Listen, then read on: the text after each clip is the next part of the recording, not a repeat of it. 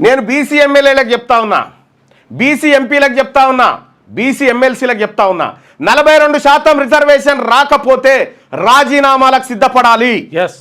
రాజీనామాలకు సిద్ధపడాలి. 42% రిజర్వేషన్ నా బీసీ ప్రజలకు లేకుండా మనకు పదవులు ఉండడం మంచిది కాదు. బీసీ సంఘాలను పోయి అలా వాడు కూర్చోరి ఇట్లా ఏం చేస్తారో చేయండి, వీళ్ళు మనకి ఇవ్వడానికి సిద్ధంగా లేరు. వీళ్ళు మనల్ని మోయడానికి సిద్ధంగా లేనప్పుడు వాళ్ళ ప్రభుత్వాలను మనం మోయడానికి సిద్ధంగా ఉండకూడదు. అస్సలే అవసరం లేదు. రాజీనామాలకు సిద్ధపడాలి.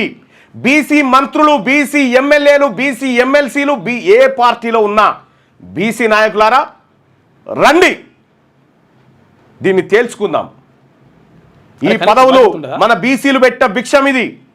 వాళ్ళ కోసం, వాళ్ళ జాతుల కోసం, వాళ్ళ పిల్లల కోసం మనం త్యాగాలకు సిద్ధపడడానికి సిద్ధంగా ఉండాలి.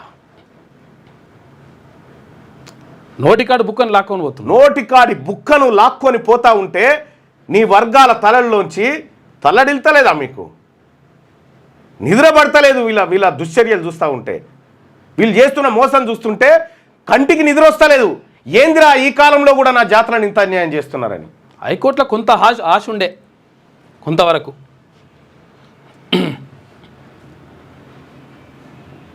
ఇగో ఏ జాతి అయితే అధికారాన్ని చేపట్టదో ఆ జాతి కనుమరుగైపోతుంది. డాక్టర్ బిఆర్ అంబేద్కర్ చెప్పినటువంటి మాట.